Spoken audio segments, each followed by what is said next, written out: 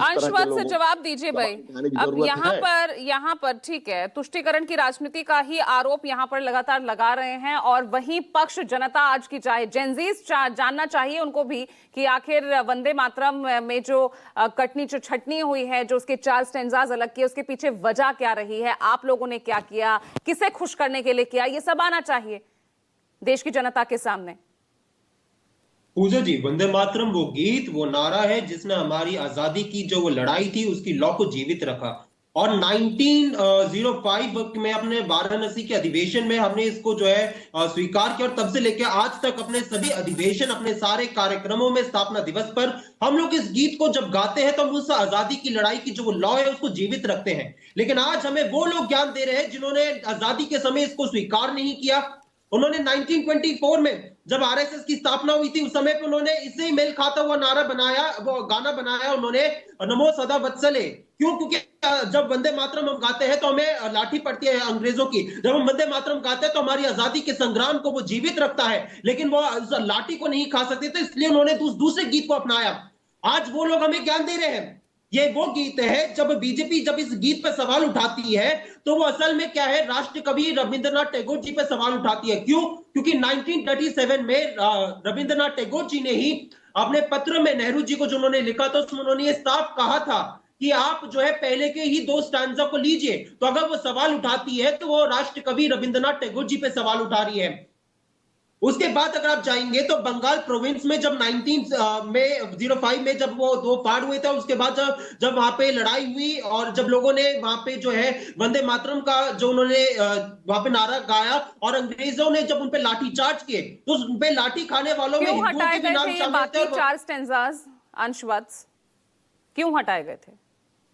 देखिए, यहाँ पे बहुत आसान हो जाता है यहाँ पे ये कह देना कि आप जो अपने मुस्लिम तुष्टीकरण के लिए ऐसे कर रहे थे आप वो कर लेते, लेकिन अगर आप उस आजादी की लड़ाई को समझेंगे तो वहां पे हमको सबको साथ में लेके चलना था। और उस जो कमेटी 1937 में बनी थी उसमें जवाहरलाल नेहरू जी भी थे, उसमें मौलाना अब्दुल कलाम आजाद जी भी थे, उसमें रविंद्रनाथ टैगोर जी भी थे और उसमें सरदार वल्लभ भाई पटेल जी भी थे। तो अगर यहाँ पे वो 2 स्टैंजा जो हमने रखे और बाकी को हटाए उसमें वो सवाल उठाते हैं तो यहाँ पे सिर्फ नेहरू जी पे सवाल नहीं उठा रहे, तो यहाँ पे जो है वो राष्ट्र कवि रविंद्रनाथ टैगोर जी पे, राष्ट्रपिता महात्मा गांधी जी पे भी सवाल उठा रहे हैं। क्योंकि आप जब इस देश की आजादी की लड़ाई लड़ते हैं उसमें आप बंटवारे पे नहीं लड़ सकते, आपको यहाँ पे जो सबको साथ में लेके चलने पे ही आपको जोर देना होगा ताकि सभी की लड़ाई जब वो एक साथ हो। आज यहाँ पे दोगलापन भारतीय जनता पार्टी का दिखाई देता है। आपने उनसे सवाल पूछा, आपने उनको इतना सारा लंबा समय दिया, लेकिन एक बात वो जवाब नहीं दे पाए कि राज्यसभा में ये नोटिफिकेशन क्यों जारी की। हर सीमाएं पार की है, इस आदमी ने सीमाएं पार की है।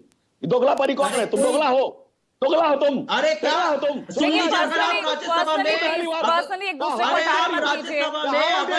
ठीक है, हाउ डेयर यू, सुन लीजिए। How dare you. अरे अगर आप राज्यसभा में वंदे मातरम और जय हिंद पे नारों पे जो है अगर आप पाबंदी लगाते हैं तो यहाँ पे आप देशवासी की पर्सनली आप प्लीज एक दूसरे पर अटैक मत कीजिए।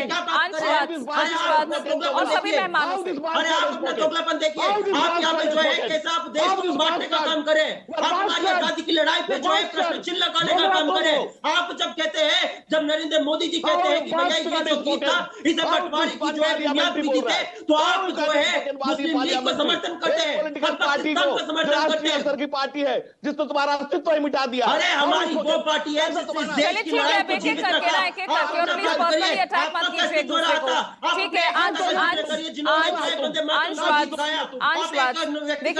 जिन्होंने फांसी के बंदे को फैक्ट्स सामने रखिए, अपनी बात कहना चाहते हैं फैक्ट्स के साथ रखिए, लेकिन एक दूसरे पर आप पर्सनली अटैक मत कीजिए, क्योंकि आप कुछ एक शब्द बोलेंगे तो वो कहीं और ही चली जाती है ना डिबेट। नहीं, पिछले 2 से 3 मिनट इसी पर चला गया। नहीं सुनिए, मैं यहाँ पे कोई पर्सनल नहीं बोला, मैंने यहाँ पे कोई पर्सनल नहीं बोला, मैंने यहाँ पे ये चीज का जिक्र किया कि अगर यहाँ पे जो है राज्यसभा में नोटिफिकेशन जारी करके कहते हैं कि आप वंदे मातरम और जय हिंद के नारे नहीं लगा सकते। ठीक है, रुक जाइए, अब रुक जाइए, रुक जाइए। ठीक है, ये आपका दोगलापन है और इसी वजह से ये दोगला है। ठीक है, तुम्हारा नेता धनंजय गिरी, जवाब तो देना ही पड़ेगा ना। मैंने भी आपसे यही सवाल पूछा, आपने इसका जवाब ही नहीं दिया। अंश रुक जाइए, अंशवत रुक जाइए। धनंजय गिरी, जवाब तो आपने मेरे सवाल का भी नहीं दिया। मैंने भी यही पूछना चाहा कि संसद में तो आप सांसदों के लिए यहाँ पर एडवाइजरी यहाँ जारी हो जाती राज्यसभा सचिवालय से, कि वहां पर वंदे मातरम जैसे नारों को बोलने से बचिए, वहां बचने के लिए कहते हैं, और उधर वंदे मातरम पर आप जो है चर्चा करवाना चाहते हैं, उसके लिए आप विपक्ष को घेरते नजर आते हैं। नहीं पूजा जी, देखिए मेरी कोई आपत्ति नहीं थी, और आप जानते हैं मैं किसी को कुछ नहीं बोलता हूं, लेकिन अगर आपके पास शब्द नहीं हो तो आप गाली देंगे। दोगला किसको कहते पता है?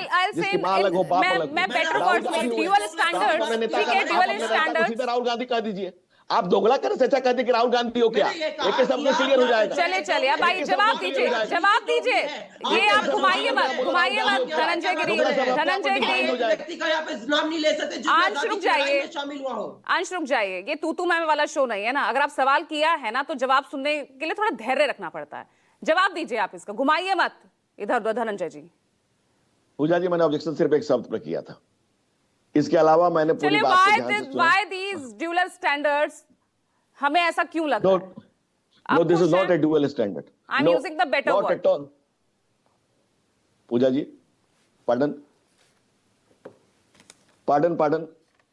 भाई मैं आपसे कितनी बार ये सवाल करूं, या तो आप जवाब देना नहीं चाहते हैं तो मैं आगे बढ़ जाती हूं। मैं बिल्कुल आपको स्पष्ट जवाब देता हूं। मैंने आपको पहले भी कहा, फिर से रिपीट कर देता हूं, आपको स्पष्ट हो जाएगा कि बाबा साहब डॉक्टर भीमराव अंबेडकर ने कहा है कि जो पीढ़ियां अपना इतिहास नहीं जानती है वो अपने भविष्य का निर्माण नहीं कर सकती। जैसे कांग्रेस अपना इतिहास नहीं जानती है कि एलन ऑक्टोबियो ह्यूम ने बनाया। अरे भाई ये मैं नहीं पूछ रही हूँ, कितनी बार